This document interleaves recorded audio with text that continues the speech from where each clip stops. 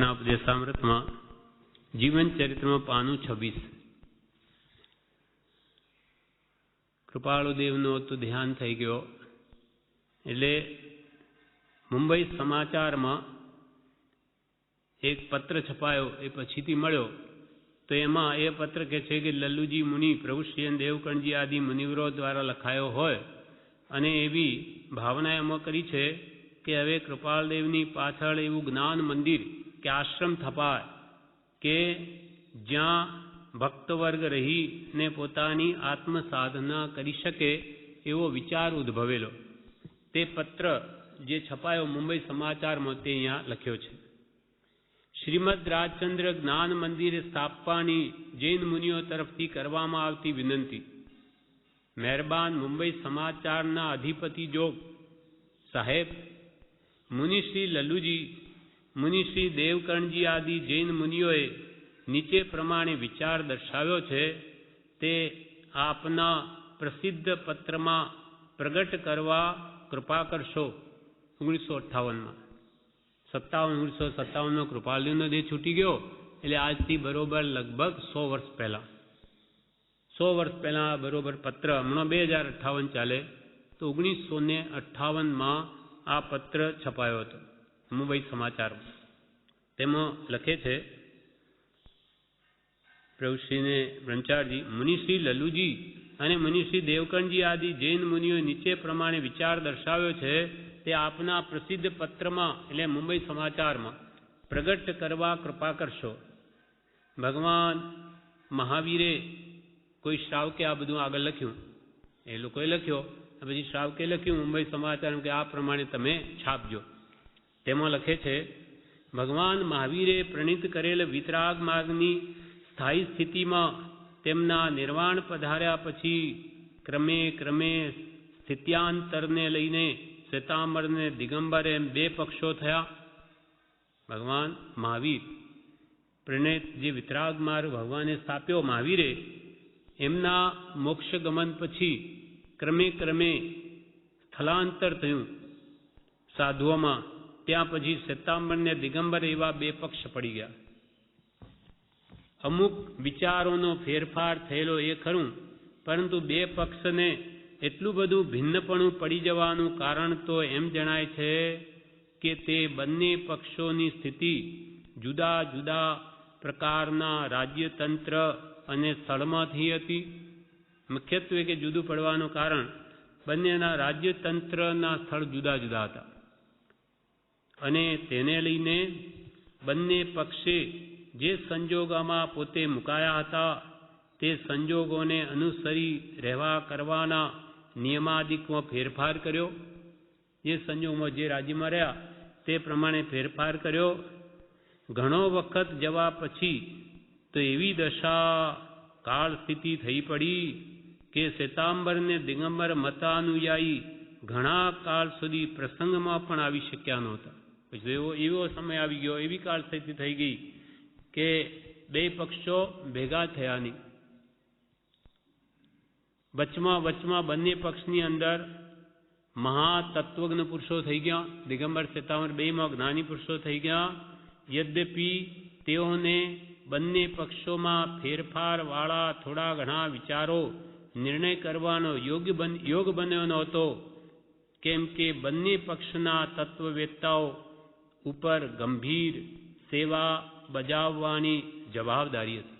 2 જે જ્ઞાની પુરુષો થયા 2 પક્ષમાં, એ 2ને એવી વિચારણા થઈ કે આ બધો ભેદ મૂકી દેવો, મટી દેવો જોઈએ.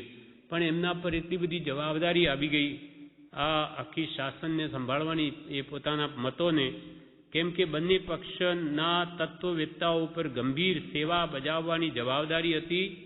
અને તે એ કે જ્ઞાનના ભાવે કરી પોતપોતાના પક્ષની જે અધમ સ્થિતિ થઈ જવા પામી હતી, શ્વેતાંબર કે દિગંબર 2ની સ્થિતિ એટલી બધી અધમ થઈ જવા પામી હતી કે તે સુધારી યોગ્ય સ્થિતિમાં મૂકવાનું કામ તેઓને કરવું પડતું હતું. વચ્ચે વચ્ચે જ્ઞાની પુરુષો થયા, એમની ઈચ્છા આવી કે 2 પક્ષ ભેગા કરી દે, પણ એટલી બધી જવાબદારી આવી ગઈ કે પોતાનો પક્ષ અધમ સ્થિતિમાં આવી ગયો, એને સુધારવામાં જ એમનો સમય જતો હતો. તે સુધારી યોગ્ય સ્થિતિમાં મૂકવાનું કામ તેઓને કરવું પડતું હતું. દાખલા તરીકે હરિભદ્ર સૂરીનો સમય લઈએ. જે સમયે એ મહાન આચાર્ય થયા તે વખતે લોકોની એવી અવ્યવસ્થિત સ્થિતિ થવા પામી હતી કે તેને સુધારવાનું કામ તેમને હાથ ધરવું પડ્યું હતું. હરિભદ્રાચાર્યને પોતાના પક્ષને સુધારવાનું કામ હાથ ધરવું પડ્યું હતું અને તે કામને સંપૂર્ણ કરવામાં જે શ્રમ અને સમય તેમને રોકવા પડ્યા તે એટલા બધા વિસ્તીર્ણ હતા કે શ્વેતાંબર અને દિગંબર પક્ષના વિચારોમાં જે ફેરફાર જણાતા હતા તેના ઉપર બંનેએ સાથે મળી વિચાર ચલાવી તેનો નિર્ણય કરી ફેરફાર કરવાનો સમય તેમની પાસે રહ્યો નહોતો. એટલું બધું શાસનહીન સ્થિતિમાં આવી ગયેલું દિગંબરોમાં કે શ્વેતાંબરોમાં. એ બંનેના આચાર્યો જે જ્ઞાની પુરુષો હતા એને સુધારવામાં જ એમનો બધો કાળ ગયો અને તેને લઈને શ્વેતાંબર પક્ષની જ સ્થિતિ સુધારતા જે મહાલાભનું કારણ હતું તે તેમણે કર્યું. તે જ પ્રમાણે દિગંબર તત્વજ્ઞ પુરુષોને કરવું પડેલું. આવા કારણથી બંને પક્ષના વિચારોમાં ફેરફાર હતો તે એમને એમ રહી ગયો. એમાં કંઈ સુધાર થઈ શક્યો નહીં. દિગંબર રહ્યા, શ્વેતાંબર રહ્યા. જ્ઞાની પુરુષોની એવી ઈચ્છા હતી કે બેને એક કરીએ, પણ એ સુધારમાં જ એમનો સમય પૂરો થઈ ગયો. ત્યાર પછી હેમચંદ્રાચાર્યનો વખત લો. તેમને માટે પણ પોતાના પક્ષની અવ્યવસ્થિત સ્થિતિ સુધારવાનું કામ તૈયાર હતું. તેમને પણ આ પક્ષની એટલી હીન સ્થિતિ આવી ગયેલી એ સુધારવાનું કામ બાકી હતું, તૈયાર હતું. એટલે દિગંબર પક્ષની સાથે નિર્ણય કરવાનું કામ તેઓથી પણ કરી શકાયું નહીં. આ જ રીતે બીજા મહત્પુરુષોની સ્થિતિ થયેલી જણાય છે. એટલે કૃપાલદેવે કહ્યું કે બીજા એક હેમચંદ્રાચાર્યની જરૂર હતી 600 વર્ષના અંતરાળમાં, કે આવી હીન સ્થિતિ જૈન દર્શનની થઈ ગઈ એવા બીજા એક સમર્થ હેમચંદ્રાચાર્યની જરૂર હતી. જો એ હોત તો આવી સ્થિતિ જૈનની હાલત એવી થાત નહીં. એટલે આ જ રીતે મહત્પુરુષોની સ્થિતિ, બીજા મહત્પુરુષોની સ્થિતિ જણાયેલી છે. નાના જુદા જુદા મતાંતરો એટલા બધા વધી પડેલા કે ગમે તેવા મોટા આચાર્યને આ મતાંતરપણું દૂર કરવાનું કામ ઘણું શ્રમિત હતું. એટલા બધા પછી અંદર નાના મોટા ભેદો પડી ગયા કે એ જ્ઞાની મહાત્માને આ બધું ઠેકાણે લાવવું મુશ્કેલ. એટલા બધા આગ્રહો જડ ઘાલી ગયા. જેમ કે કૃપાલદેવની 19 વર્ષની સ્થિતિમાં તો એવો ભાવ થાય છે બધાને એક કરી દઉં, જૈન શાસનનો અત્યંત પ્રભાવ ના કરું. પછી આગળ જતાં પછી તો ઉદય આવ્યો આ વેપારને ગ્રસ્તપણાનો, એટલે એમાં વૃત્તિ સમાવી દીધી. અને પછી જ્યારે પાછું એકદમ બહાર આવ્યા ત્યારે જોયું કે હવે શું થાય. આ બધી જડ મતની એ જડો એટલી બધી ઊંડી ગઈ છે, હવે કાઢવી અતિ દુષ્કર છે. એટલે એમાં હવે શ્રમ કોણ કરી શકે? એટલે એમને પણ વૃત્તિને અંતર્મુખ વાળી દીધી. એમ જુદા જુદા મતાંતરો એટલા બધા વધી પડેલા કે ગમે તેવા મોટા આચાર્યને આ મતાંતરપણું દૂર કરવાનું કામ ઘણું શ્રમિત હતું.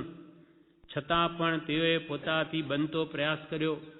હેમચંદ્રાચાર્ય પછીનો સમય એટલો બધો અવ્યવસ્થિતપણાને પામી ગયેલો કે તે અવ્યવસ્થિતપણાને માત્ર મતાંતરપણું જ ઉત્પન્ન કરવાનું કામ કરેલું. જ્ઞાની પુરુષો ન હોય ત્યારે અજ્ઞાનીઓ શું કરે? મતભેદ જ પાડે. પોતાનું ટોળું ઊભું કરી પોતાને મનાવો પૂજાવા માટે એવું અંદર ઘાલી દે કે આપણે આ માની એ સત્ય, બીજું બધું ખોટું, એમ કરીને અજ્ઞાનીઓ મતાંતર જ વધારે. જ્યારે જ્ઞાનીઓ હોય તે મતાંતર ઓછા કરે, કેમ કે મનાવો પૂજાવાની ભાવના નથી, નહીં તો ભેદ પાડે. જેમ કે કૃપાલદેવ જ્ઞાની પુરુષ થઈ ગયા પછી પ્રભુશ્રી થયા. તે પ્રભુશ્રીએ એમને કહ્યું કે હવે મને માનો કે અમે પ્રત્યક્ષ છીએ. નહીં, અમે નહીં, એ કૃપાલદેવને માનો. એ પોતે જ્ઞાની થઈને બેઠા, એમને એવી ઈચ્છા હોય તો એ પોતાનું ચલાવત, પછી ત્રીજા આવે એ પોતાનું ચલાવત. એવું નથી. સાચા મહાપુરુષો તો મતભેદને તોડે છે, કાપી નાખે છે, જ્યારે અજ્ઞાનીઓ વધારે છે. એટલે હેમચંદ્રાચાર્ય પછીનો સમય એટલો બધો અવ્યવસ્થિતપણાને પામી ગયેલો કે તે અવ્યવસ્થિતપણાએ માત્ર મતાંતરપણું જ ઉત્પન્ન કરવાનું કામ કરેલું. આ રીતે બે મુખ્ય પક્ષના વિચારાંતરનું સમાધાન કરવાનું બાકી રહી ગયું. હાલનું રાજતંત્ર સ્થાયી થવાથી હમણાં કોઈ મહાત્માઓ થઈ આવે તો તેને માટે મુશ્કેલી ઓછી હતી. હવે રાજતંત્ર સ્વતંત્ર થવા ઉપર હતું તો કે ત્યારે મુશ્કેલી ઓછી હતી. જો કે બીજી તરફથી ઘણા જ નાના મતમતાંતરો વધી પડેલા અને તેથી મતાગ્રહે બહુ જડ ઘાલેલી તે જડ ઉખેડવાના કામે તેટલી મુશ્કેલી ઊભી કરી હતી. તો પણ આ મુશ્કેલીને પહોંચી વળવા માટે હમણાં જ પંચત્વને પામેલા મહાત્મા ઉત્પન્ન થયા હતા.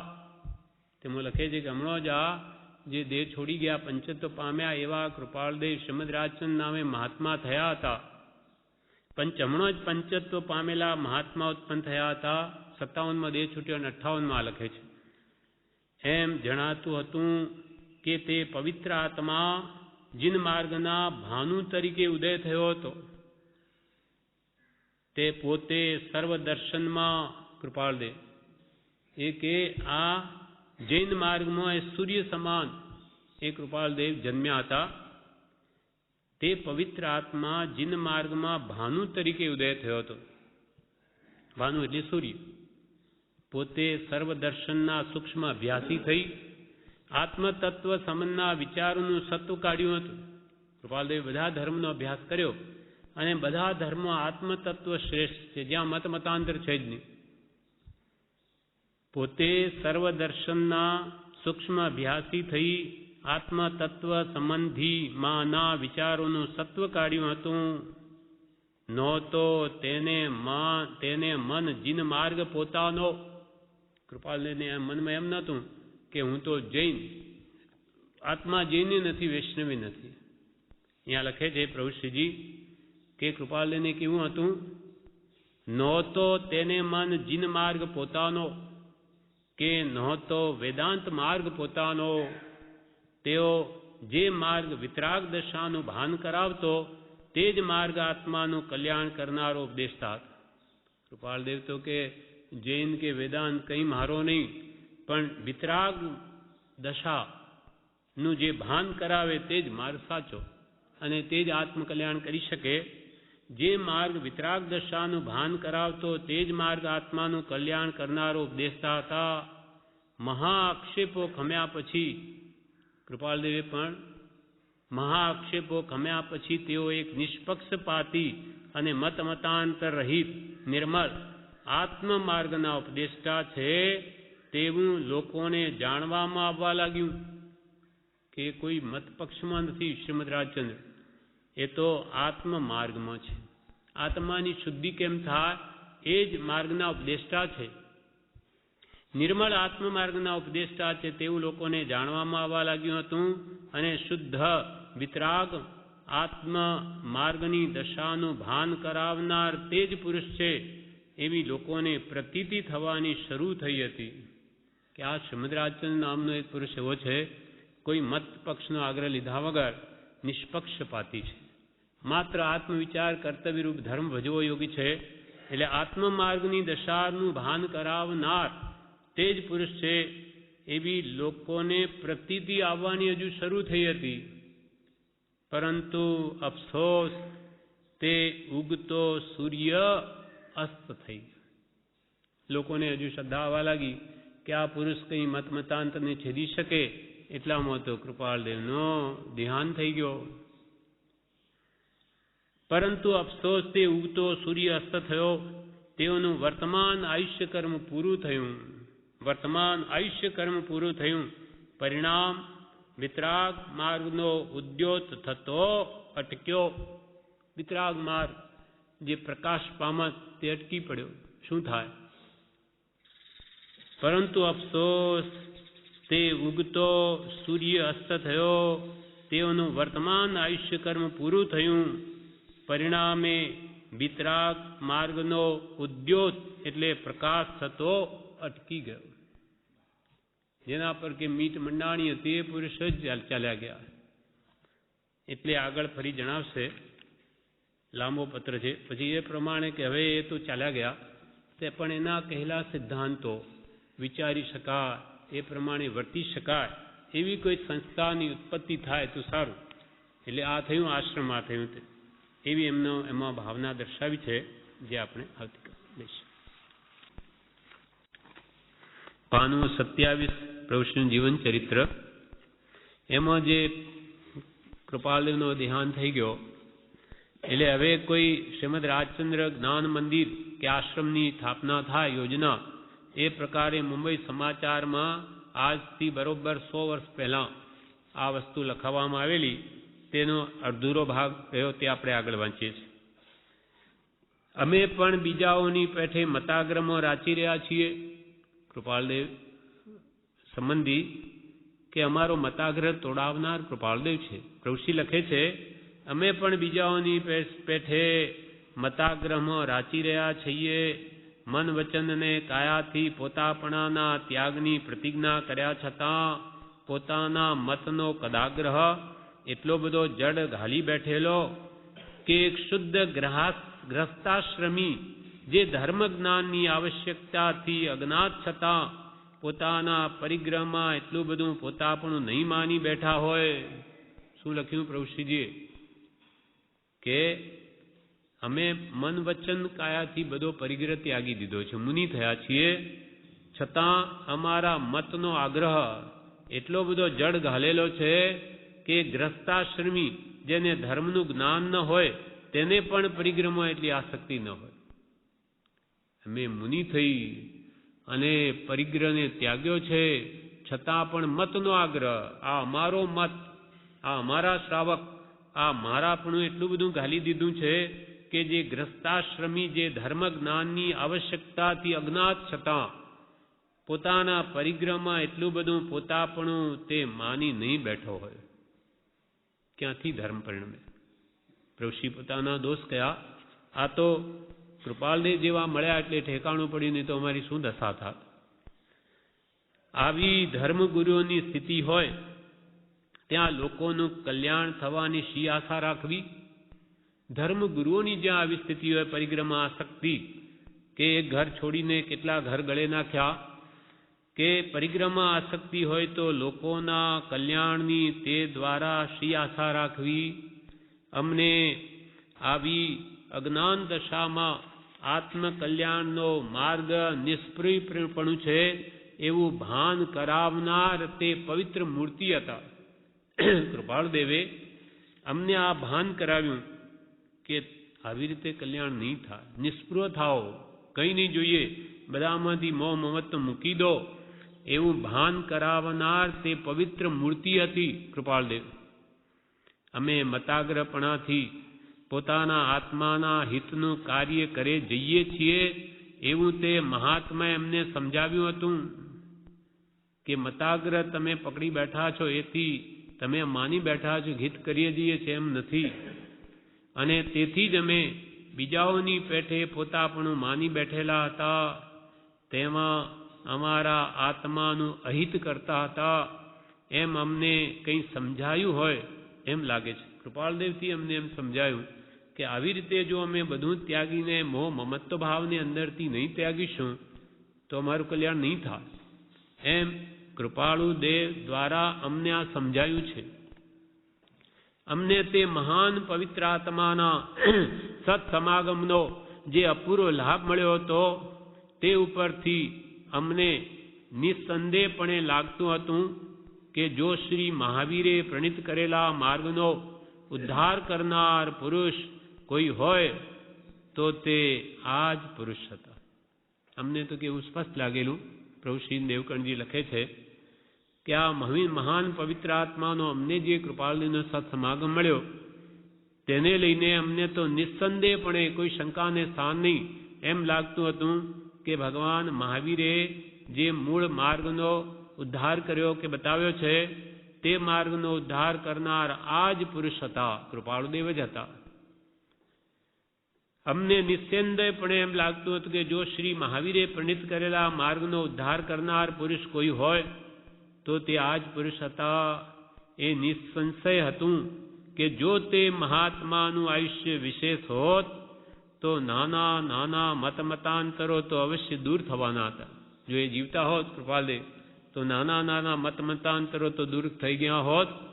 એટલું જ નહીં, પણ શ્વેતાંબર અને દિગંબર માર્ગના સૂક્ષ્મ વિચારાંતર પણ દૂર થઈ. જે રીતે શ્રી મહાવીરે વિતરાગ માર્ગનો પ્રચાર કર્યો હતો તે આ મહાત્માથી થવાનો હતો. શ્વેતાંબર દિગંબર વચ્ચે બી જે સૂક્ષ્મ વિચાર ભેદ હતો તે પણ કે છે કે મટી જાત આ મહાપુરુષ દ્વારા.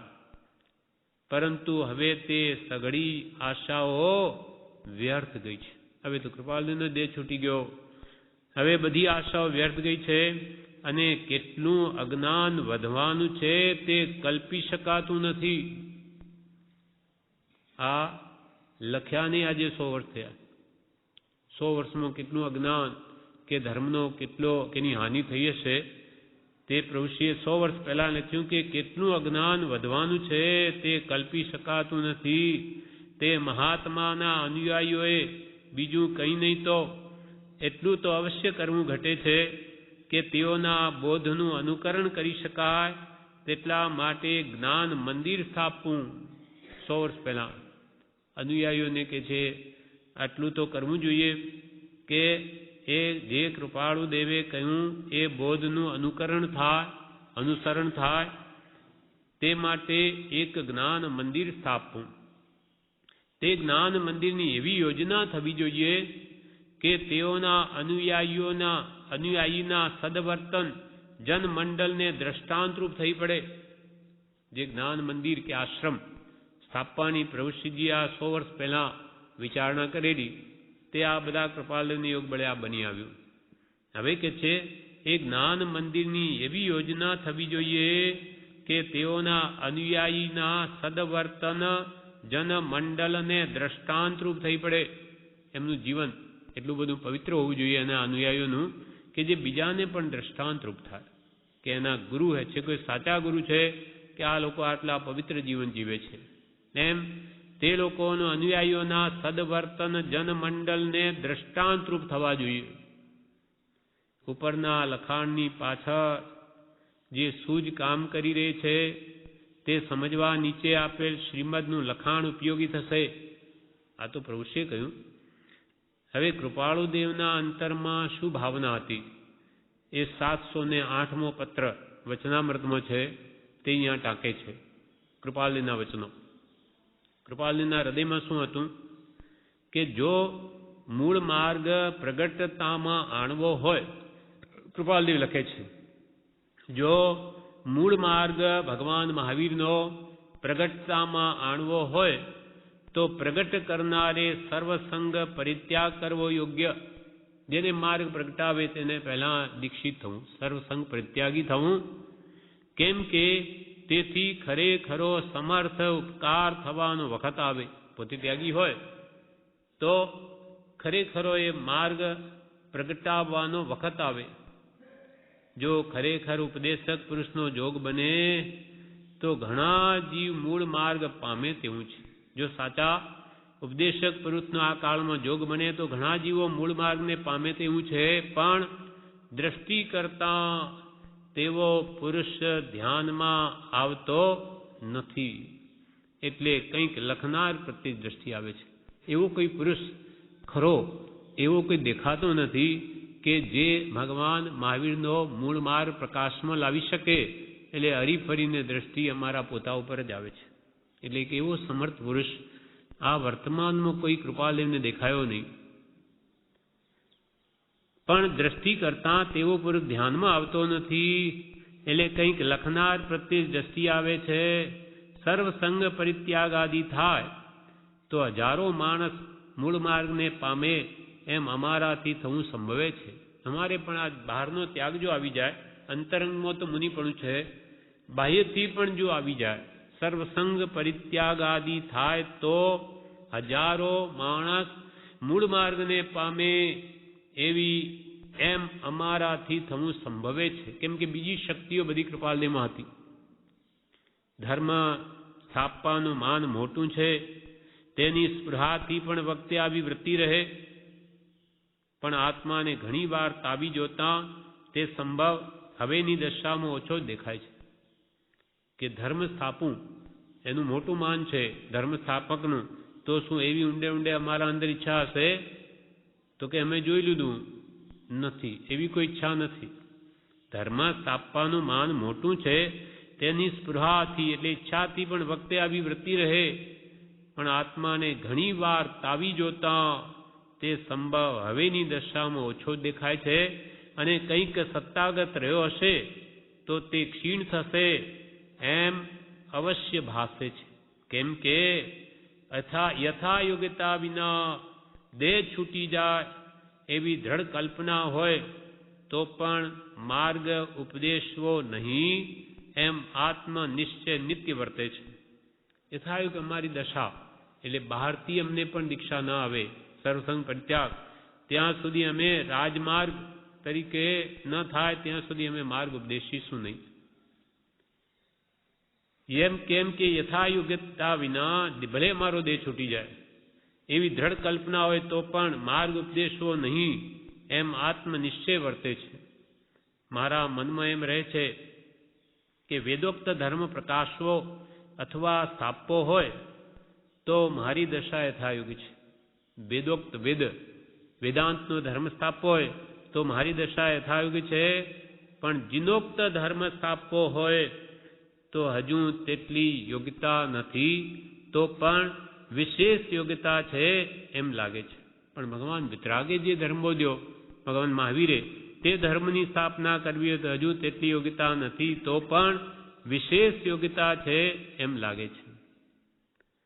પણ યથા હેતુ જે ધર્મનો સત્ય ધર્મનો ઉદ્ધાર કરવાનો હતો તે થઈ ગયો. પોતે ભલે માર્ગ નહીં સ્થાપ્યો, પણ ભક્તો એના અંતરને સમજી ગયા અને એમને ગુરુ સ્થાને સ્થાપી જ દીધા. શ્રીમદ રાજચંદ્ર આંક 708 સંપૂર્ણ વિચારણીય એટલે ક્રમાંક વચનામૃતમાં 708 આ કૃપાલદેવે જે ભાવના મૂળ માર્ગ પ્રગટાવવાની જે કરેલી અને પછી સમાવી દીધેલી તે બધું તેમાં લખેલું છે. એટલો જ ભાગ અહીંયા આપ્યો છે. શ્રીમદ રાજચંદ્ર આંક 708 સંપૂર્ણ વિચારણી આ પ્રમાણે વિશેષ આગળ જણાવે છે, જે આપણે આવતીકાલે. પાનું 28 જીવન ચરિત્રમાં તેમાં કહ્યું કે ઉન્નતિના સાધનોની સ્મૃતિ કરું છું. કૃપાળુદેવના જ વચનો એ મૂક્યા છે કૃષ્ણના જીવન ચરિત્રમાં. કેમ કે કૃપાળદેવ પોતે આ જગતમાં ભગવાન મહાવીરનો માર્ગ કેમ વિસ્તાર પામે એની જ વિચારણા આ હાથનોંધમાં કૃપાળદેવ પોતે લખી છે. પત્રાંક 709 એનો જ આ અડધો ભાગ હવે કૃષ્ણ બોધમાં આવે છે. 709 કૃપાળુદેવ રાળજમાં આ પત્ર લખે છે. ભાદરવા 1952 એમાં કે છે, હે નાથ કા ધર્મોન્નતિ કરવારૂપ ઈચ્છા સહજપણે સમાવેશ પામે તેમ થાઓ, અને કાં તો તે ઈચ્છા અવશ્ય કાર્યરૂપ થાઓ. ભગવાનને કહે છે કે હે નાથ, આ અમારી જે ધર્મની ઉન્નતિ કરવાની જે ભાવના છે, કાં તો પછી સહજપણે અંદર સમાઈ જાઓ, અને કાં પછી એ અવશ્ય કાર્યરૂપ થાઓ, અર્થાત ભગવાન વિતરાગના ધર્મની પ્રભાવના થાઓ. હે નાથ, કા ધર્મોન્નતિ કરવારૂપ ઈચ્છા સહજપણે સમાવેશ પામે તેમ થાઓ, કાં તો તે ઈચ્છા અવશ્ય કાર્યરૂપ થાઓ. અવશ્ય કાર્યરૂપ થવી બહુ દુષ્કર દેખાય છે. કેમ કે અલ્પ વાતમાં મતભેદ બહુ છે, અને તેના મૂળ ઘણા ઊંડા ગયેલા છે. કે જૈન ધર્મને યથાર્થ રીતે પ્રવર્તાવવો તેમાં તો કે છે અલ્પ વાતમાં ઘણા મતભેદ પડી ગયા છે જીવોમાં, અને તેમાં તેના મૂળિયા ઘણા ઊંડા ગયેલા છે. મૂળ માર્ગથી લોકો લાખો ગાઉ દૂર છે. ભગવાન મહાવીરના મૂળ માર્ગથી લોકો લાખો ગાઉ દૂર છે. કંઈ 5-50 માઇલ હોય તો કદાચ ઘર ભેગોય થાય. લાખો માઇલ દૂર મત પક્ષ પકડી અને ભગવાનના મૂળ માર્ગથી દૂર જઈ રહ્યા છે. મૂળ માર્ગથી લોકો લાખો ગાઉ દૂર છે. એટલું જ નહીં, પણ મૂળ માર્ગની જિજ્ઞાસા તેમને ઉત્પન્ન કરાવી હોય તો પણ ઘણા કાળનો પરિચય થયે પણ થવી કઠણ પડે એવી તેમની દુરાગ્રહતાદિથી જડ પ્રધાન દશા વર્તે છે. માનો કે જીવોને કંઈ સતમાર્ગે વાળવા હોય મૂળ માર્ગ તરફ, તો કે છે કે ઘણા કાળનો પરિચય થવો જોઈએ, ઘણો એમના પર ઉપદેશ પડે તો પણ કે છે એમનો દુરાગ્રહ, જટાગ્રહ, પદાગ્રહ એટલા બધા ઊંડા જળ ઘાલી ગયેલા છે તે બહાર કાઢવા બહુ જ મુશ્કેલ છે. પણ મૂળ માર્ગની જિજ્ઞાસા જીવોમાં ઉત્પન્ન કરાવી હોય તો પણ ઘણા કાળનો પરિચય થયે પણ થવી કઠણ પડે એવી તેમની દુરાગ્રહતાદિથી જડ પ્રધાન દશાવળ, એટલી બધું જડપણું આવી ગયું કે ભગવાન મૂળ માર્ગની સન્મુખ લાવવા અતિ દુર્લભ છે. હવે શું કરવું જોઈએ? કૃપાલદેવ વિચારે છે કે આવી જીવોની દશા થયેલી છે આ કાળમાં, તો બીજો પ્રકાર એમ લખે છે કે ઉન્નતિના સાધનોની સ્મૃતિ કરું છું, કે આ પ્રમાણે ધર્મની ઉન્નતિ થાય એ કારણો વિચારું છું. એ જ કારણો બધા પ્રભુશ્રીના ઉપદેશામૃતમાં જીવન ચરિત્રમાં લખ્યા છે કે કૃપાલદેવ કહે છે કે વિતરાગ માર્ગના સાધનોની ઉન્નતિ કેમ થાય એ વિચારું છું, સ્મૃતિ કરું છું. એક, બોધ બીજનું સ્વરૂપ નિરૂપણ મૂળ માર્ગ પ્રમાણે ઠામ થાય. ઠેકાણે બોધ બીજ એટલે સમ્યક દર્શનનું સ્વરૂપ નિરૂપણ ભગવાન મહાવીરે કહ્યું તેમ થાય. ભગવાન મહાવીરે સમ્યક દર્શન જ્ઞાન ચારિત્રાણી મોક્ષ માર્ગ કહ્યો તે પ્રમાણે બોધ બીજનું સ્વરૂપ નિરૂપણ મૂળ માર્ગ પ્રમાણે ઠામ થાય, ઠેકાણે તો જૈન ધર્મની ઉન્નતિ થાય. બીજું, ઠામ મતભેદથી કંઈ જ કલ્યાણ નથી એ વાત ફેલાય. જીવોમાં આ વાત ફેલાય કે આ મતભેદને પકડી રાખવાથી એમાં કંઈ કલ્યાણ નથી. ઠામ મતભેદથી કંઈ જ કલ્યાણથી એ વાત ફેલાય. ત્રીજું, પ્રત્યક્ષ સદગુરુની આજ્ઞા એ ધર્મ છે એ વાત લક્ષ્યમાં આવે. સાચા આત્મજ્ઞાની પુરુષની આજ્ઞા એ ધર્મ છે એ વાત જીવોના લક્ષ્યમાં આવે. ચોથું, દ્રવ્યાનુયોગ આત્મવિદ્યા પ્રકાશ થાય. 4 અનુયોગ છે, કર્ણાનુયોગ, ચરણાનુયોગ, ધર્મકથાનુયોગ અને દ્રવ્યાનુયોગ. એ બધા અનુયોગ દ્રવ્યાનુયોગ માટે છે, આત્માને ઓળખવા માટે આત્મવિદ્યા પ્રકાશ થાય. એટલે આત્મા સંબંધીનો બોધ જીવોને મળે તો જૈન ધર્મનો ઉદ્ધાર થાય. ચોથું, ત્યાગ વૈરાગ્યના વિશેષપણાથી સાધુઓ વિચરે તો જૈન ધર્મનો ઉદ્ધાર થાય. સાધુ પુરુષોમાં અત્યંત ખૂબ વિશેષ ત્યાગ વૈરાગ્ય હોય, અંદરથી ભાવથી સાચો ત્યાગ વૈરાગ્યના વિશેષપણાથી સાધુઓ વિચરે તો જૈન ધર્મનો ઉદ્ધાર થાય. પછી પાંચમું, નવતત્વ પ્રકાશ. નવે તત્વો જીવ આશ્રમ સંવર બંધ મોક્ષ નિર્જરા પાપ અને પુણ્ય, આ નવ તત્વનો ખૂબ પ્રકાશ થાય. તત્વ લોકો સમજે કે સમજાવનાર જોઈએ સાચા જ્ઞાનીઓ તો ઉદ્ધાર થાય. પછી સાધુ ધર્મ પ્રકાશ એટલે રાજમાર્ગ જે સર્વસંગ પરિત્યાગ દશા સાધુ ધર્મ છે એનો પણ પ્રકાશ થાય. પછી શ્રાવક ધર્મ પ્રકાશ, શ્રાવકોનો પણ મૂળ ધર્મ જે 12 વ્રત વગેરે છે એનો પણ પ્રકાશ થાય અને લોકો 12 વ્રત અંગીકાર કરે પાડે તો જૈન ધર્મનો ઉદ્ધાર થાય. વળી વિચાર એ તત્વને માત્ર જડ ક્રિયાવત કરે નહીં, ઔષધ વિચાર ધ્યાન કર વિચાર તો પામ. વિચાર એક મહાન યોગ છે. એટલે ભગવાનના ઉપદેશને વિચારીને તે પ્રમાણે વર્તે તો ધર્મનો ઉદ્ધાર થાય. વળી ઘણા જીવોને પ્રાપ્તિ આ જે કારણો ઉપર કહ્યા એવું 1, 2, 5 નહીં, એવા ઘણા જીવોને આ બધાની પ્રાપ્તિ જો થાય આત્મવિચાર કર્તવ્યરૂપ ધર્મની તો જૈન ધર્મનો અવશ્ય ઉદ્ધાર થાય. આ કારણો ઉન્નતિ વિતરાગ માર્ગની ઉન્નતિના સાધનોની સ્મૃતિ કરું છું. કૃપાલ કે આવા સાધનોની હું સ્મૃતિ કરું છું, વિચારું છું કે બોધ બીજનું સ્વરૂપ નિરૂપણ મૂળ માર્ગ પ્રમાણે ઠામ ઠામ થાય.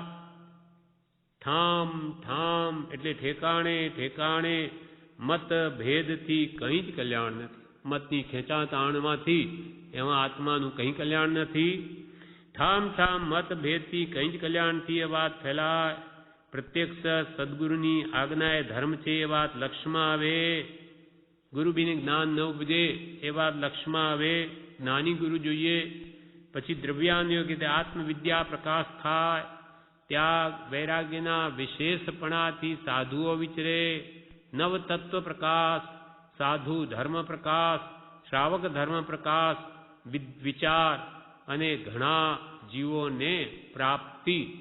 આ બધા ઉપર કહ્યા તે મૂળ તત્વોની પ્રાપ્તિ જો ઘણા જીવોને થાય તો જૈન ધર્મનો ઉદ્ધાર અવશ્ય થાય. આ પ્રમાણે કૃપાલદેવે આ સાધનો લખ્યા. બાકી તો કે આ જળ મતગચ્છની આગ્રહની જે જડો એટલી ઊંડી ગઈ છે કે હવે એને બહાર કાઢવી બહુ દુર્લભ છે. એટલે આ સાધનો માત્ર પોતાની ડાયરીમાં લખીને પછી આગળ વધ્યા નથી. પણ સત્ય ધર્મનો ઉદ્ધાર જે એમના મારફત થવાનો હતો તે અવશ્ય થયો. કાલે આવેલું જેમ થશે સત્ય ધર્મનો ઉદ્ધાર એ થશે અવશ્ય આ દેહથી એમ થયો નિર્ધાર રે. એમને તો મનમાં નક્કી થયેલું, ત્યાર તો કંઈ હતું જ નહીં એવું. તે આજે આપણને પ્રત્યક્ષ દેખાય કે ભગવાન મહાવીરનો મૂળ માર્ગ આનગંજી પણ યથાશક્તિ સ્તવનો દ્વારા આપતા ગયા. અથવા કલિકાલ સર્વજ્ઞ કહેવાયા એવા હેમચંદ્રાચાર્ય પણ ઘણો ઉદ્ધાર કરી ગયા. તેમ કૃપાળુદેવ પણ પોતાથી બનતો પ્રયત્ન પૂરેપૂરો કરી ગયા છે, જેનું ફળ આજે આપણને આ પ્રત્યક્ષ દેખાય છે. એમના તો મનમાં હતું કે જરૂર થશે સત્ય ધર્મનો ઉદ્ધાર. એમને આત્મામાં ભાસ્યું તે આજે આપણે પ્રત્યક્ષ જોઈએ છીએ. આ પ્રમાણે વિશેષ જણાવે છે જે આપણે આવતીકાલે. જીવનચરિત્ર પાનું 29 કે શ્રીમદજીની હયાતીમાં તેમના દર્શન સમાગમની ભાવનાથી શ્રી લલ્લુજી સ્વામી નડિયાદ, અમદાવાદ, નરોડા, આણંદ આદિ સ્થળોમાં વિહાર કરતા અને સમાચાર મળે તો સ્ટેશનના ગામે જઈ પહોંચતા. કૃપાલદેવની જ્યારે હયાતી હતી ત્યારે પ્રભુશ્રીને એમની દર્શન સમાગમની પણ ભાવના અત્યંત હતી. ત્યારે પ્રભુશ્રી શું કરે કે ભાઈ વવાણિયા જઈ રહ્યા છે તો વચમાં નડિયાદ પાસે હોય, ચોમાસું કરતા હોય ત્યાં સ્ટેશન પર પહોંચી જાય. અહીંયા કંઈ નજીક હોય તો આણંદ પહોંચી જાય. એમ નડિયાદ, આણંદ, અમદાવાદ, નરોડા આદિ સ્થળોમાં વિહાર કરતા અને સમાચાર મળે તો સ્ટેશનના ગામે જઈ પહોંચતા. કૃપાલદેવના દર્શન કરવા સ્ટેશન પહોંચી જાય. અને શ્રીમદજી મુંબઈ કે કાઠિયાવાડ જતા હોય તો દર્શન સમાગમનો લાભ ચૂકતા નહીં. પરંતુ હવે તેવું બળવાન કારણ રહ્યું નહીં. કૃપાલદેવ તો ચાલ્યા ગયા. હવે એવું બળવાન કોઈ કારણ રહ્યું નહીં. અને પોતાને પહાડો અને જંગલો પ્રિય હોવાથી એકાંતે આત્મસાધન વિશેષ થશે એમ ધારી ધર્મપુરના જંગલો વટાવી દક્ષિણ દેશ તરફ તેમણે વિહાર કર્યો હતો. જંગલ, પહાડો એ પ્રભુશ્રીને વધારે ગમે. એટલે પછી તો એ વગડાઉ મુનિ કહેવાતા, એમને તો વન જ ગમે. એમ ધર્મપુરના જંગલો વટાવી દક્ષિણ દેશ તરફ તેમણે વિહાર કર્યો હતો. સાધુઓમાંથી સાથે માત્ર એક મોહનલાલજીને રાખ્યા હતા. મોહનલાલજી મુનિને રાખ્યા હતા. તે જ્યાં જાય ત્યાં ઉપાશ્રયમાં કોઈ આવે તેની સાથે ધર્મની વાત કરતા અને પોતે તો ઘણો વખત જંગલોમાં ગાળતા. આહાર વખતે આવતા. પ્રભુશ્રી શું કરે? આવા જંગલી પહાડી પ્રદેશોમાં વિહાર કરે અને પોતે તો જંગલોમાં જ રહે.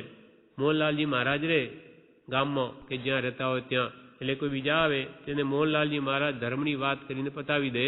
અને પ્રભુશ્રી પોતે તો ઘણો વખત જંગલોમાં જ ગાળતા. માત્ર આહાર વખતે આવતા. ભોજન કરવા આવે, બાકી પાછા જંગલોમાં. એક દિવસે શું બન્યું? એક દિવસે જંગલમાં પ્રભુશ્રીજી બહુ દૂર ચાલી નીકળ્યા. તેવામાં 100-200 ભીલો તેમની આજુબાજુ દૂર દૂર હથિયારો, તીર, કામઠા સજ્જ કરી તેમને ઘેરી ઉભા રહ્યા. શંકા થઈ એ ભીલોને કે આ છે ને આ ગુપ્તચર છે, સરકાર જાસૂસી છે, એટલે આ અમને પકડીને સેનામાં દાખલ કરવા છે, એટલે આ સરકારનો માણસ છે કે એમ કરીને 100 ભીલો ભેગા થઈ તીર કમાન લઈને પ્રભુશ્રીની ચારે બાજુ ફરી વળીને ઉભા રહ્યા. એક દિવસે જંગલમાં પ્રભુશ્રી તો આ ધ્યાન કરવા દૂર નીકળી ગયા, તેવામાં 100-200 ભીલો તેમની આજુબાજુ દૂર દૂર હથિયારો તીર કામઠા સજ્જ કરી તેમને ઘેરી ઉભા રહ્યા. બધા કેમ તેમને ઘેરીને ઉભા છે તે તેમના સમજવામાં આવ્યું નહીં કે શા માટે આ ઘેરીને ઉભા છે. તેથી તે નિર્ભયપણે તેમની પાસે ગયા. એમને મનમાં તો કોઈ બીજો ભાવ નથી. પ્રભુ નિર્ભયપણે એમની પાસે ગયા ભીલો પાસે અને ચારે બાજુ ઘેરીને ઉભા છે, ક્યાંય જાય નહીં. પછી પૂછ્યું, ભાઈ કેમ બધા એકઠા થયો છો? તે બધા શું કામ ભેગા થયા છો? ત્યારે એક જણે તેમાંનું કહ્યું, એક ભીલ બોલ્યો, તમે સરકારી માણસ છો અને લડાઈમાં ભરતી કરવા અમને પકડવા આવ્યા છો. તમે તો સરકારી માણસ છો અને આ લડાઈમાં ભરતી કરવા માટે અમને પકડવા આવ્યા છો. તેથી તમને અમારે પકડી લેવા છે. તમે અમને પકડવા આવ્યા પણ અમે તમને જ પકડી લઈએ, એટલા માટે અમે કે ભેગા થયા છીએ. તેમણે પાસેના પ્રભુશ્રીએ પાસેના ગામનું નામ તથા જેને ત્યાં ઉતારો હતો તે વાણિયાનું નામ જણાવીને કહ્યું કે ભાઈ અમે તો આ બાજુના ગામમાં ફલાણા ભાઈને ત્યાં રહ્યા છીએ અને અમે તો સંત સાધુ છીએ. તમારે ખાતરી કરવી હોય તો મારી સાથે ચાલો. અમે તો ભગવાનની ભક્તિ અર્થે જંગલમાં આવીએ છીએ. એમને મન કે આ જંગલમાં કોણ આવે, શું છે, અહીંયા શું કામ છે? પણ પ્રભુ કે પ્રભુ અમે તો ભગવાનની ભક્તિ અર્થે જંગલમાં આવીએ છીએ. આજે જરા દૂર આવવું થયું. તમને અમારા તરફથી ભય પામવાનો કંઈ કારણ નથી. અમે કે તમને પકડવા આવ્યા નથી. અમે સરકારી માણસ નથી.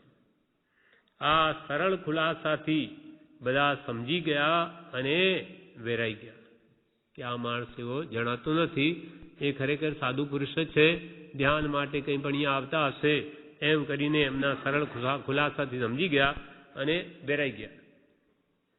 પછી લાંબા લાંબા વિહાર કરી દક્ષિણમાં કરમાળા ગામ છે ત્યાં ગયા. મહાત્માઓને કોઈ ભય નથી. પ્રભુશ્રી જે 6 પદની શ્રદ્ધા વારંવાર દ્રઢ કરેલી છે અને જ્ઞાન પ્રાપ્તિ થયેલી છે એટલે એમને તો કોઈ ભય નથી. કોણ મારી શકે? જે પ્રમાણે થવાનું છે તેમ થશે. એટલે નિર્ભયપણે ત્યાં થયાનો આવો ખુલાસો કર્યો જઈને તો બધું સીધું થઈ ગયું. પછી લાંબા લાંબા વિહાર કરી દક્ષિણમાં કરમાળા ગામ છે ત્યાં ગયા અને સંમત 1958 ચોમાસું પણ ત્યાં કર્યું. કરમાળા તે દેશમાં જે ગુજરાતી અને મારવાડી લોકો હતા તે તેમના સમાગમમાં આવતા દક્ષિણમાં, અને તેમને ધર્મની વાત તે નિષ્પક્ષપાતપણે કરતા તે બહુ રૂચી ગઈ. પાછળથી પોતે ઘણી વખત શ્રીમદ રાજચંદ્ર આશ્રમ અગાસમાં તે પ્રદેશની વાત કરતા અને કહેતા કે ત્યાંના લોકો બહુ ભાવિક અને ઉત્સાહવાળા હતા અને ત્યાં વધારે વખત વિચારવાનું બન્યું હોત તો શ્રીમદ રાજચંદ્ર આશ્રમ અગાસમાં બની આવ્યું છે તેવું ત્યાં જ બની જાત. ભાવી અહીંયા હતું એ તો કે ત્યાંના લોકો બહુ ભાવિક હતા અને ગુજરાતીઓ અને મારવાડીઓ તો આ આશ્રમ ત્યાં જ બન્યું હોત, વધારે વિચારવાનું ત્યાં બન્યું હોત તો, અને શ્રીમદ રાજચંદ્ર આશ્રમ અગાસ બની આવ્યું તેમ ત્યાં જ બની જાત. પણ જ્યાં ભાવી હોય ત્યાં જ બને છે. શ્રી દેવકણજી આદિ ચરોતરમાં વિચરતા હતા તે અરસામાં ભાદરણમાં શ્રી દેવકણજીને પગે કાંટો વાગ્યો. હવે દેવકણજીની વાત કરે છે. દેવકણજી મહારાજ જે વ્યાખ્યાનમાં બહુ જ પ્રવીણ હતા, હવે એમને પગમાં કાંટો વાગ્યો. 1958 ચાતુર્માસ તેમને બોરસદમાં કરવાનું હતું, પણ કાંટો વાગવાથી પગ પાક્યો અને હાડકું સડવા લાગ્યું એટલે અમદાવાદ ખાતે ચોમાસું નક્કી કર્યું. બોરસદનું ફેરવી લઈને અમદાવાદ ખાતે, કેમ કે પગ પાકી ગયો, હવે એના ઓપરેશન વગેરે કરાવવા પડશે, એટલે અમદાવાદ નક્કી કર્યું અને મુમુક્ષુ ભાઈઓએ ડોળીમાં બેસાડી તેમને અમદાવાદ લાવ્યા. ચાલી શકે નહીં. ત્યાંના પરિચિત સ્થાનકવાસીઓ તથા અન્ય મુમુક્ષુ વર્ગે બહુ સેવા કરી. ક્લોરોફોર્મ આપી ઓપરેશન કરવાનો ડૉક્ટરનો અભિપ્રાય તો પગ કાપવો પડે એમ હતો, તો કે ભાઈ આ ઓપરેશન આ ક્લોરોફોર્મ સુંઘાડીને જ કરવું પડશે એવો ડાક્ટરનો અભિપ્રાય. પણ શ્રી દેવકણજી બેભાન રહેવા માગતા ન હતા, એટલે ક્લોરોફોર્મ વિના જ ઓપરેશન કરવું પડ્યું. એમને જે કંઈ પણ જ્યાં ઘા પડ્યો તે ઓપરેશન ક્લોરોફોર્મ સૂંઘ્યા વિના જ કરવું પડ્યું. કે કદાચ મારો દેહ છૂટી જાય બેભાન અવસ્થામાં તો મારે આ સૂંઘવું નથી, આમ જ કરો. શક્તિ કેળવેલી. હા, અને એ શું કહેતા કે હે જીવ તે ઘણો બોધ આપ્યો છે, આટલા વર્ષ ઘણાને, હવે તારે બોધ લેવાનો અવસર આવ્યો. વાતો તો બધી ઘણી કરી, ક્ષમતા રાખવી, પણ હવે રાખ, જો આ તારે અવસર આવ્યો છે એમ પોતાના આત્માને સમજાવી ને કે છે 7 વાર વિના ક્લોરોફોર્મ સૂંઘી ઓપરેશન કર્યું અને પછી છેલ્લી અવસ્થામાં એમાં જ એમનો દેહ છૂટી જાય છે. પણ ઓપરેશન ક્લોરોફોર્મ તો ન લીધું તે ન જ લીધો. આમ કાપા મરાવા એ પણ કેટલી આત્મસ્થિતિ હોય તો જ બને. એટલે ક્લોરોફોર્મ વિના જ ઓપરેશન કરવું પડ્યું. 7 વખત ફરી ઓપરેશન કરવા પડ્યા, પણ તેમને ક્લોરોફોર્મ ન લીધો તે ન જ લીધો. 7 વાર ઓપરેશન કરવું પડ્યું. આખરે એ ચોમાસામાં જ શ્રી દેવકણજીનો દેહ અમદાવાદમાં પડ્યો. શ્રી ચતુરલાલજી તેમની સાથે અમદાવાદ હતા. તેમને શ્રી લલ્લુજી સ્વામી સાથે જવાની ઉત્કંઠા હોવાથી કરમાળા પત્ર લખાવી તેમની આજ્ઞા મંગાવી. પહેલા એમની સાથે રહેતા હશે ચતુરલાલજી મહારાજ દેવકણજી સાથે, હવે તો ગયા, એટલે પ્રભુશ્રી સાથે રહેવાનો એમનો ભાવ થયો. એટલે પ્રભુશ્રી કરમાળા હતા, ત્યાં પત્ર લખાવીને આજ્ઞા મંગાવી. આજ્ઞા મળતા ચોમાસું પૂરું થયા પછી તે કરમાળા તરફ વિહાર કર્યો. શ્રી લક્ષ્મીચંદજી આદિ મુનિઓ શ્રી દેવકણજી સાથે અમદાવાદ ચોમાસું રહેલા. તેમને આશ્વાસનનો પત્ર શ્રી લલ્લુજી સ્વામીએ કરમાળાથી લખ્યો હતો. લક્ષ્મીચંદજી મુનિ ત્યાં રહેલા અમદાવાદ, હવે દેવકણજી મુનિ ચાલ્યા ગયા, એટલે એમનો આશ્વાસનનો પત્ર પ્રભુશ્રીજી લખે છે. તેમાં લખે છે, તેને દેવકણજી વિશે પ્રભુશ્રી લખે, તેને આત્મ સ્વરૂપ લક્ષ્ય લેવાની ઈચ્છા હતી, તે ગુરુગમથી મળી હતી. તે શુદ્ધ આત્મા આત્મ પરિણામી થઈ વર્તતા. તેવા આત્મા પ્રત્યે નમસ્કાર હો, નમસ્કાર હો. કે દેવકણજીને આત્મ સ્વરૂપ લક્ષ્ય લેવાની ઈચ્છા હતી ને ગુરુગમથી એમને મળી હતી. તે શુદ્ધ આત્મા આત્મ પરિણામી થઈ વર્તતા. તેવા આત્મા પ્રત્યે અમારા નમસ્કાર હો, નમસ્કાર હો. સમ્યક પ્રકારે, હવે કૃપાલદેવના વચનો લખે, સમ્યક પ્રકારે વેદના અહ્યાસ્વારો પરમ ધર્મ પરમ પુરુષોએ કહ્યો છે. તીક્ષ્ણ વેદના અનુભવતા સ્વરૂપ ભ્રષ્ટ વૃત્તિ ન થા, એ જ શુદ્ધ ચારિત્રનો માર્ગ છે. એટલે વેદનાનો ઉદય આવે, સમ્યક પ્રકારે વેદવી એવો પરમ ધર્મ મહાપુરુષોનો છે. અને તીક્ષ્ણ વેદના અનુભવતા પણ સ્વરૂપ વૃત્તિ ભ્રષ્ટ નહીં થવી જોઈએ. વૃત્તિ એ શુદ્ધ ચારિત્રનો માર્ગ છે. શુદ્ધ ચારિત્ર પ્રાપ્ત થયું હોય તો ગમે એટલી વેદના આવે તો એ સ્વરૂપથી ભ્રષ્ટ નહીં થાય. ઉપશમ જે જ્ઞાનનું મૂળ છે તે જ્ઞાનમાં તીક્ષ્ણ વેદના પરમ નિર્જરા ભાસવા યોગ્ય છે. ઉપશમ જે જ્ઞાનનું મૂળ છે તે જ્ઞાન પ્રાપ્ત હોય અને તેમાં તીક્ષ્ણ વેદના કર્મના ઉદય આવે તો પણ તેથી પરમ નિર્જરા ભાસવા યોગ્ય. ક્ષમતા ભાવ રાખે એટલે એ મહાત્માઓને બળવા નિર્જરા થાય છે કર્મોની, વેદનામાં પણ. મુનિ દેવકણજીને વેદની પ્રબળ વેદતા તથા મરણ ઉપસર્ગને અવસરે તેમને સમતા ભાવમાં તથા મરણ ઉપસર્ગને અવસરે તેમને સમતા ભાવતા તો નિર્જરા છે. હવે જેમ બને તેમ અપ્રતિબંધ અને અસંગપણું પ્રાપ્ત થાય તે કર્તવ્ય છે. એ તો મરણના પ્રસંગે પણ સમતા ભાવ રાખીને એમણે બળવાન નિર્જરા કરી છે. હવે આપણે આ પ્રતિબંધ થઈ અસંગતા પ્રાપ્ત કરવી એ જ યોગી છે. ફરી લખે છે પત્રમાં, મુનિવરોને તે મુનિશ્વરનો સમાગમ સંયમને સાજકાર એટલે સહાયકારક હતો. દેવકણજી વ્યાખ્યાનમાં ઘણા પ્રવીણ, એટલે કે છે બીજા બધા મુનિઓને સંયમો એ સહાયકારક હતા.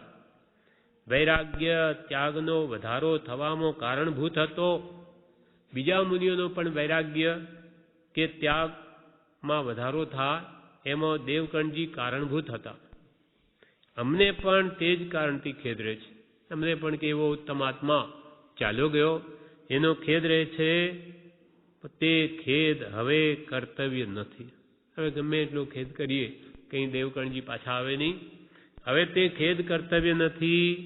અમારે અને તમારે એક સદગુરુનો આધાર છે, તે શરણ છે. સર્વ ભૂલી જવા જેવું છે. હવે બધું બીજું ભૂલી જવું. હવે આપણે તમારે કે અમારે એક પરમ કૃપાળુ દેવનો આધાર છે, એ શરણ છે. બીજું બધું નાશવંત છે, તે વહેલે મોડે મૂકવા જેવું છે. બીજું બધું નાશવંત, વહેલે મોડે બધું જવાનું. પરભાવ ભૂલી જવાય તેમ કર્તવ્ય છે. પાંચમા સુમતીનાથના સવનમાં બાજ એટલે બાહ્ય અંતરાત્મા અને પરમાત્માના સ્વરૂપની શાન કરી આપી છે. તે યાદ લાવી સ્વરૂપમાં ચિત્ત વૃત્તિને જોડશો. સુમતીનાથ ભગવાનના સવનો ત્રણ આત્મા કયા? બહિરાત્મા, અંતરાત્મા ને પરમાત્મા. તે બહિરાત્મતા તજીને અંતરાત્મા થઈને પરમાત્માનું ભાવવું એ કરો. કે બહિરાત્મ તજી અંતરાત્મા સ્થિર થઈ સ્થિર ભાવ સુજ્ઞાન પરમાત્મનું તો આત્મ ભાવમ આત્મરપણ દાવ સુજ્ઞાની સુમતિ ચરણ કજ આત્મરપણ. પ્રભુ શ્રી સુમતીનાથ ભગવાનના સવનમાં બાહ્ય આત્મા, અંતરાત્મા અને પરમાત્માના સ્વરૂપની શાન કરી છે. તે યાદ લાવી સ્વરૂપમાં તમારી ચિત્તવૃત્તિને જોડશો. હવે દેવકણજી સંબંધી વિચાર ભૂલી જઈ અમારો આપણો બહિરાત્મા પણ મળીને અંતરાત્મામાં કેમ નિરંતર રહીએ અને પરમાત્માનું ધ્યાન કરીએ, એમાં જ ચિત્તવૃત્તિને જોડશો. ગૌતમ સ્વામીએ પણ મહાવીરે ભગવાન ઉપરથી રાગ ઉતાર્યો હતો. મહાવીર પ્રત્યે, ભગવાન પ્રત્યે રાગ હતો, એ ગૌતમ સ્વામીએ અંતે ઉતાર્યો ત્યારે કેવલનાથ પામ્યા. ગૌતમ સ્વામીએ પણ મહાવીર ઉપરથી રાગ ઉતાર્યો હતો. એક સદગુરુના સ્વરૂપમાં ચિત્ત જોડશો. મંત્ર આપેલ છે તે બહુવાર યાદ કરશો. કોઈ વાતે મૂંઝાવા જેવું નથી, મૂંઝાશો નહીં. કે એક સદગુરુ ભગવંતે સ્વરૂપમાં એ આપેલા શુદ્ધ સ્વરૂપના ધ્યાનમાં મંત્રમાં જ ચિત્તને જોડશો. તે મંત્રને બહુ વાર યાદ કરશો. તે પોતાનું સ્વરૂપ છે. કોઈ વાત તે મૂંઝાવા જેવું નથી, મૂંઝાશો નહીં. શ્રી દેવકણજીનો સ્વભાવ સિંહ જેવો સુરવીર હતો. ત્યારે જ આવા ઓપરેશન વગર ક્લોરોફોર્મે કરાવ્યા છે. શ્રી દેવકણજીનો સ્વભાવ સિંહ જેવો શુરવીર હતો. કાળે કાંટાથી ટકોરો માર્યો કે મરણિયા થઈ મૃત્યુ વેદનાનો પડકાર તેમને ઝીલી લીધો. કાળ આવ્યો, કાંટાએ ટકોરો માર્યો, કાંટો વાગ્યો કે મરણિયા થઈ મૃત્યુ વેદનાનો પડકાર તેમને ઝીલી લીધો. તેમના વ્યાખ્યાનની સચોટતા એવી તો ખુમારી ભરી હતી કે એક વખત પણ તેમના વ્યાખ્યાનને સાંભળનાર 6 માસ સુધી બોધ ભૂલે નહીં. એવો વ્યાખ્યાન સચોટે આપી શકતા કે તે સાંભળનાર 6 માસ સુધી બોધ ભૂલે નહીં. શ્રીમદ તેમને પ્રમોદ ભાવે દેવ કિરણ નામથી સંબોધતા. કૃપાળ દેવ દેવકણજીને કેમ બોલાવે? દેવ કિરણ, દેવ કિરણ. તેમને શ્રીમદ તેમને પ્રમોદ ભાવે દેવ કિરણ નામથી સંબોધતા. હવે ક્રમાંક 9, દૂર કરમાળા તરફથી લલ્લુજી સ્વામી આદિનું વિચારવું થયું. તો પણ શ્રી અંબાલાલભાઈની સાથે પત્ર વ્યવહાર ચાલુ હતો. ભાઈ શ્રી અંબાલાલભાઈએ પત્ર દ્વારા પ્રભુશ્રીને વિનંતી કરેલી કે આપ શાયક લબ્ધિ શાયક સમ્યક્ત્વ પ્રાપ્ત કરી આચાર્ય ગુણ સંપન્ન શીઘ્ર બનો અને અવલંબન રૂપ થાઓ. પ્રભુશ્રીને અંબાલાલભાઈ લખે કે આપ હવે શાયક સમકીથી જલ્દી થાઓ અને એમને આધારરૂપ બનો. આપ શાયક લબ્ધિ શાયક સમ્યક્ત્વ પ્રાપ્ત કરી આચાર્ય ગુણ સંપન્ન શીઘ્ર બનો અને અવલંબન રૂપ થાઓ. તેનો ઉત્તર શ્રી લલ્લુજી સ્વામી એવા ભાવાર્થમાં આપેલો કે તેમને અસંગ અપ્રતિબંધ થવા સિવાય કોઈ આચાર્ય આદિ થવાની હવે ઈચ્છા નથી. અંબાલાલભાઈ કે તમે શાયદ સમકીથી થાઓ, આચાર્ય ગુણ પ્રગટાવો અને જલ્દી અમારે આધારરૂપ થાઓ. ત્યારે પ્રભુશ્રી કહે કે અમારે તો અસંગ અપ્રતિબંધ થવું છે, અમારે આચાર્ય થવું નથી, અમારે નહીં જોઈએ. અમે તો જગત વ્યવહાર બધું ભૂલીને અંદરમાં સમાઈ જઈએ સ્વરૂપ ધ્યાનમાં, એ સિવાય અમારે કંઈ નહીં જોઈએ. તેનો ઉત્તરથી લલ્લુજી સ્વામીએ એવા ભાવાર્થમાં આપેલો કે તેમને અસંગ અપ્રતિબંધ આવા કોઈ પ્રતિબંધ નથી જોઈતા. તેમને અસંગ અપ્રતિબંધ થવા સિવાય કોઈ આચાર્ય આદિ થવાની હવે ઈચ્છા નથી. બીજા કોઈ આચાર્ય પદ આપતા હોય તો પ્રેમથી લે, હો મને આચાર્ય બનાવે, જ્યારે અહીંયા તો આપવા તૈયાર હોય તો એ નથી જોઈતું અમારે. આ સાચા જ્ઞાની પુરુષોના લક્ષણ છે. તેમને અસંગ અપ્રતિબંધ થવા સિવાય કોઈ આચાર્યથી થવાની ઈચ્છા નથી. પ્રભુશ્રીએ એમ લખ્યું. તે બોધપત્રના ઉત્તરમાં શ્રી અંબાલાલભાઈએ 2 પત્રો શ્રી લલ્લુજી સ્વામી ઉપર લખ્યા છે. તે વિચારવા યોગ્ય હોવાથી નીચે અગત્યના ભાગ આપેલા છે કે આપ એવી રીતે કરશો તો અમારે આધાર કોણ? આપ સ્વરૂપમાં સમાઈ જાઓ, કોઈને આધારરૂપ અરે આચાર્યપણાના ગુણ રાખીને બીજાનું ભલું કરવાની ભાવને રાખો તો અમારે આધાર કોણ? એ અંબાલાલભાઈ લખે છે. તેનો થોડોક ભાગ આપ્યો પત્રનો. અસંગ પ્રતિબંધ થવાની ઈચ્છાનો પત્ર સવિગત વાંચી મને પરમ આનંદ થયો છે. જોકે તમારી આવી ઉત્કૃષ્ટ ઈચ્છા છે સ્વરૂપ રમણતાની સદૈવ, એ તો ઘણી સારી વાત છે. સવિગત વાંચી અસંગ પ્રતિબંધ થવાની ઈચ્છાનો પત્ર સવિગત વાંચી મને પરમ આનંદ થયો છે. પણ આપની રૂબરૂ થવાની જરૂર છે ને થયા પછી જે આપને યોગ્ય લાગે તેમ વિચારશો. આ પ્રસંગ થાવ એમાં હું ખુશી છું અને તેમ જ ઈચ્છું છું કે આ પ્રસંગ થાવ એમાં હું તો ખુશી છું અને હું પણ એમ જ ઈચ્છું છું. પછી કે છે બાકી સામાન્ય મુમુક્ષુ બાઈઓ અને ભાઈઓને હવે બિલકુલ આધાર નથી. આપ એ અસંગ થવા માંગો એટલે આ સામાન્ય બાઈઓ ભાઈઓ ને પછી કોઈ આધાર જ નથી. બાકી સામાન્ય મુમુક્ષુ બાઈઓ અને ભાઈઓને હવે બિલકુલ આધાર નથી. ચોમાસું પૂરું થયે આ તરફ બોલાવવા એમ મને પણ ઠીક લાગે છે. ચારિત્ર ધર્મમાં સર્વ મુમુક્ષુ ભાઈઓ પ્રમાદાધીન વર્તે છે. પાન 31 તેમાં લખે છે પ્રભુશ્રીજી વગેરે ની એવી ઈચ્છા છે કે અમે અસંગ પ્રતિબંધ થઈને સ્વરૂપમાં સમાઈ જઈએ. ત્યારે અંબાલાલભાઈ જવાબમાં લખે છે કે બાકી સામાન્ય મુમુક્ષુ ભાઈઓ અને ભાઈઓને હવે બિલકુલ આધાર નથી. ચોમાસું પૂરું થઈ આ તરફ બોલાવવા એમ મને પણ ઠીક લાગે છે કે આપ સ્વરૂપમાં સમાઈ જવાની વાત કરો તો અહીંયા તો ભાઈઓને ભાઈઓને બધાને કોઈ આધાર રહ્યો નથી. કૃપાલી ચાલ્યા ગયા છે, માટે હવે ચોમાસું પૂરું થઈ આપ આ તરફ પધારો તો ઠીક થાય. ચારિત્ર ધર્મમાં સર્વ મુમુક્ષુ ભાઈઓ પ્રમાદાધીન વર્તે છે. એટલે ચારિત્ર ધર્મ વર્તનમાં બધા મુમુક્ષુ ભાઈઓ પ્રમાદને આધીન વર્તે છે. જેમ તેને જાગ્રત રાખનાર કોઈ છે નહીં, તેને જાગૃતિ આપનાર કોઈ છે નહીં. બાઈઓને સંપ્રદાયનો આશ્રય તોડાવવાથી તેઓ બિચારા તદ્દન નિરાધાર થઈ ગયા છે. તેઓને તો એક પણ આધાર નથી. બાઈઓને જે સંપ્રદાયમાં જતા હતા એ પણ પછીથી એ મત પક્ષનો આગ્રહ મુકાવી દીધો, સ્વરૂપ લક્ષ કરાવે એટલે હવે એમને તો કોઈ આધાર નથી. કૃપાલદેવનો સમાગમીની ને આપ જેવા બીયા ના આવો તો આ બીજાને આધાર શું? ભાઈઓને સંપ્રદાયનો આશ્રય તોડાવવાથી તેઓ બિચારા તદ્દન નિરાધાર થઈ ગયા છે. તેઓને તો એક પણ આધાર નથી. તો પણ હવે આપણે આપણા માટે વિચાર કરીએ. પ્રસંગમાં આવેલા માણસો, તેથી તેઓની દયા આવે છે. અંબાલાલભાઈ પ્રશ્ન લખે ખંભાતથી કે આપણા પ્રસંગમાં જે કૃપાલદેવના આશ્રિત જીવો સતમાર્ગને પામ્યા એમના માટે દયા આવે છે. બાકી તો જગતમાં અનંત જીવો છે, કોનું ધ્યાન રાખીશ?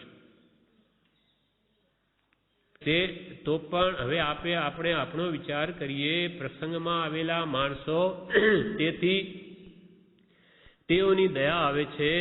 બાકી જગતમાં તો અનંત જીવો છે. જો તેઓની દયા ખાઈશું અને તેમણે જ માટે દેહ ગાળીશું તો આપણું સાર્થક થવું રહી જશે, અર્થાત થશે જ નહીં. માટે આપણે જો સમ્યક જ્ઞાન, દર્શન, ચારિત્રને શુદ્ધ કરીશું તો આપણું આત્મહિત અવશ્ય થશે. તે પછી તે દશા દ્વારે જગતનું ગમે તેમ થાવ, તે માટે આપણે કોઈ વિચાર નથી. અંબાલાલભાઈ પ્રભુશ્રીને લખે કે આપણે શું કરવું? આપણું સમ્યક જ્ઞાન, દર્શન, ચારિત્ર શુદ્ધ કરવું. આપણો આત્મા સંપૂર્ણ શુદ્ધ બનાવવો તો આપોઆપ કે આપણું તો કલ્યાણ થશે હિસાબે, અને બીજાનું એથી થવાનું તો થાય આપણું ચારિત્ર જોઈને. આપણે જો સમ્યક જ્ઞાન, દર્શન, ચારિત્રને શુદ્ધ કરીશું તો આપણું આત્મહિત થશે. તે પછી તે દશા દ્વારા, આપણી દશા દ્વારા જગતનું ગમે તેમ થાવ, એમનું હિત થવું હોય તો થાવ, તે માટે આપણે કોઈ વિચાર નથી. આપણે તો સર્વ જીવ પ્રત્યે અનુકંપા બુદ્ધિ રાખવી, બધાનું ભલું થાવ એવી આપણે જરૂર ભાવના રાખવી. અને આપણી આરાધના કરતાં કોઈ આપણી સાથે ભળી જાય તો એને સાથે લેવો. બાકી વિશેષ કરીને કોઈની માટે ખોટી થવા જેવું નથી. આપની વૃત્તિને ઉત્તેજન મળે તેવો આપની પાસે સત્સંગ નથી, અથવા ઈડરમાં આપની જે દશા હતી તેવી દશા પહાડો અગર એકાંતમાં થાય તેમ લાગે છે. અંબાલાલભાઈ કૃષ્ણ લખે કે આપની વૃત્તિને ઉત્તેજન મળે, વિશેષ બળ મળે એવો આપની પાસે બીજો તો કોઈ સત્સંગનો નિમિત્ત છે નહીં. અથવા ઈડરમાં જે આપની દશા હતી તેવી દશા આ પહાડોમાં રહેવાથી કે એકાંતમાં રહેવાથી તેવી દશા થાય એમ તમને લાગે છે? પ્રથમ સત્સંગમાં તે દશા તો સ્વભાવે જ ઊભી નીકળેલી જોયેલી હતી. તે આત્મવિચાર સિવાયની બીજી વાત સાવ ઉદાસીન જેવી પરભાવની લાગતી. કૃપાલદેવનો સમાગમ પહેલા હતો એટલે કે એમના સમાગમમાં તો બધાની દશા સ્વભાવે જ ઊભી નીકળેલી કૃપાલદેવના લીધે. તે સહેજે બનતું કૃપાલદેવના નિમિત્તે, પણ આત્મવિચાર સિવાયની બીજી વાત તે સમયે તો સાવ આપણને ઉદાસીન જેવી લાગતી. કૃપાલદેવ હતા ત્યારે બધાનો કે છે વૈરાગ્ય ઘણો સારો રહેતો, અને બીજું બધું પર લાગતું, બીજામાં રુચિ રહેતી નહીં, પરભાવની લગ્ની નહોતી. એ સહેજે બનતું, અને બનતું તે પરમ સત્સંગનું ફળ હતું. પરમ સત્સંગ કૃપાલદેવનો સમાગમ હતો, એને લઈને એવી દશા આપણી કે છે સહેજે રહેતી હતી. એ સત્સંગનો અંશ હતો. હવે આપણે જો ગુફામાં જઈને તેવી દશા બળથી લઈએ તો લઈ શકાય, પણ તે સત્સંગના પ્રત્યક્ષ ફળ વિના વધુ ટકી શકે એ મને તો મુશ્કેલ લાગે છે. અંબાલાલભાઈ પ્રશ્ન લખે કે તમે એકાંતમાં જઈને ભલે આપણે આવી ઉચ્ચ દશા માનો લાવી દઈએ, પણ હું તો એમ માનું છું કે સત્સંગ વગર એ વધારે દશા ટકી શકે નહીં. આ મુમુક્ષુના, સાધર્મી ભાઈઓના સત્સંગ વગર એકાંતમાં ખૂણામાં એ દશા આપણી ટકી શકે એમ લાગતું નથી. કોઈ જ્ઞાની પુરુષનો તો આજે છે નહીં, પણ કંઈ ઉત્તમ મુમુક્ષોના સમાગમમાં રહેવાથી પણ એક બીજાને જોઈને બળ વધી શકે એમ છે, એમ અંબાલાલભાઈ કે મારું માનવું છે. હા, વધારો તો જુઓ, હવે એક આજની સ્થિતિ એવી છે, એ તો હતી, પણ એ ગુફાની વાત કરે છે. એમ અંબાલાલભાઈ શું લખે કે હવે આપણે જો ગુફામાં જઈને તેવી દશા બળથી લઈએ, એકદમ અસંગ દશા લઈએ તો લઈ શકા એમ કે છે, પણ તે સત્સંગના પ્રત્યક્ષ ફળ વિના વધુ વખત ટકી શકે એમ મને તો મુશ્કેલ લાગે છે. વિશેષ બળ મળે એકબીજાને. જોકે એમની તો દશા ઘણી ઊંચી છે. આ તો પોતે અંબાલાલભાઈ લખ્યું, પણ છેલ્લે લખે છે આ તો કે મેં મારી વૃત્તિ જણાવી છે, બાકી આપ તો આપને હું શું કહું, આપને જેમ યોગ્ય લાગે એમ તેમ કરશો. એ આગળ આવે છે કે પ્રત્યક્ષ ફળ વિના વધુ વખત ટકી શકે એમ મને તો મુશ્કેલ લાગે છે. તે માટે મારું કહેવું એમ નથી કે નિવૃત્તિમાં ન જવું, પણ થોડો વખત સત્સંગમાં રહેવાની જરૂર છે. એમને એમ લાગ્યું શરૂઆતમાં પ્રવેશની દશા એટલે કે તમે થોડો વખત અહીંયા રહો તો વધારે સારું, પણ થોડો વખત સત્સંગમાં રહેવાની જરૂર છે. તે થયા પછી જવું, કેમ કે અંબાલાલભાઈને તો જ્ઞાન થયેલું છે, એ બી જ્ઞાની બનેલ છે પ્રવેશના હાથે, એટલે એમનો સમાગમ એ કહેતા હશે કે થોડું વિચારની આપલે આપણા સાથે થાય એમાં વિશેષ લાભ છે. મોટો ભાગે તમે ભલે નિવૃત્તિમાં રહેજો, પણ થોડો બી સમાગમમાં આવો.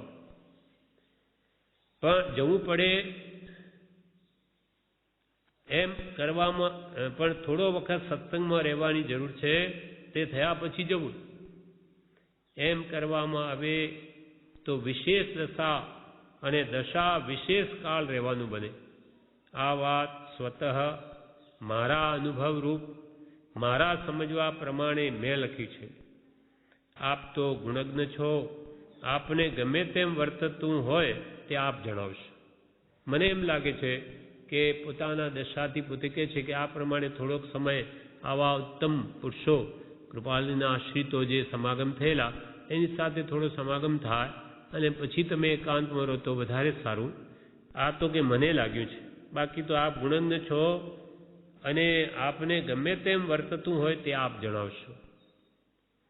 આત્મદશા જાગૃત કરવાનું મુખ્ય સાધન મારા અનુભવ પ્રમાણે હું જણાવું છું કે આત્મદશાને કેવી રીતે જાગૃતિ આપવી તે મારા અનુભવ પ્રમાણે હું જણાવું છું કે કોઈ પણ પદ, કાવ્ય અથવા વચન ગમે તેનો ઉચ્ચાર થતો હોય અને મન તેમાં જ પ્રેરાઈ વિચાર કરતું હોય તો કાયા શાંત રહે છે. જેથી વચનથી ઉચ્ચાર અને મનથી વિચાર એકામ સાથે લયતારૂપ થયા કરે તો કાયા સ્થિર થઈ આત્મવિચારને જાગૃત કરે છે. અંબાલાલભાઈએ પોતાના અનુભવથી એમ કે છે કે આત્મ જાગૃતિ લાવવા માટે શું કરવું?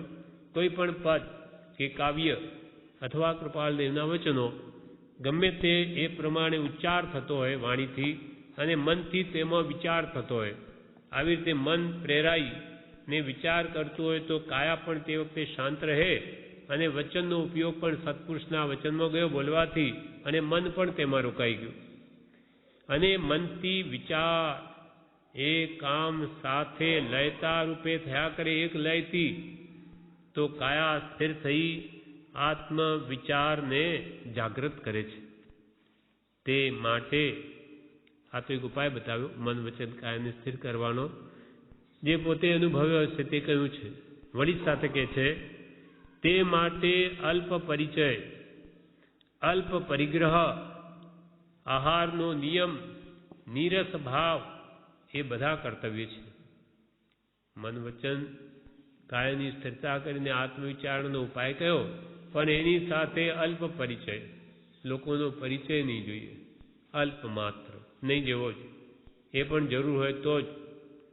અને અલ્પ પરિગ્રહ, પરિગ્રહ પણ જેમ બને એમ અલ્પ, નહીં તો એની લેમેલમાં જ સમય પૂરો થાય. અને આહારનો નિયમ એક જ વખત ભોજન, પેટને ચલાવવા પૂરતું, શરીરને રાખવા માટે. અને નીરસ ભોજન એ પણ. હા, તે માટે એટલે એ આત્મવિચારની જાગૃતિને માટે અલ્પ પરિચય, અલ્પ પરિગ્રહ, આહારનો નિયમ, નીરસ ભાવ એ બધા કર્તવ્ય છે. જેમ જેમ લયતા વિશેષ તેમ તેમ આત્મજાગૃતિ પણ વર્ધમાન હોય છે. જેમ આવી રીતે મન વચન કાયને સ્થિર થશે તેમ તેમ આત્માની જાગૃતિ પણ વધશે. તેમ તેમ કર્મનો અભાવ છે, તેમ તેમ કર્મ વધારે નિર્જરે છે. એ બધામાં વિચાર જાગૃતિ મુખ્યપણે જોઈએ છે.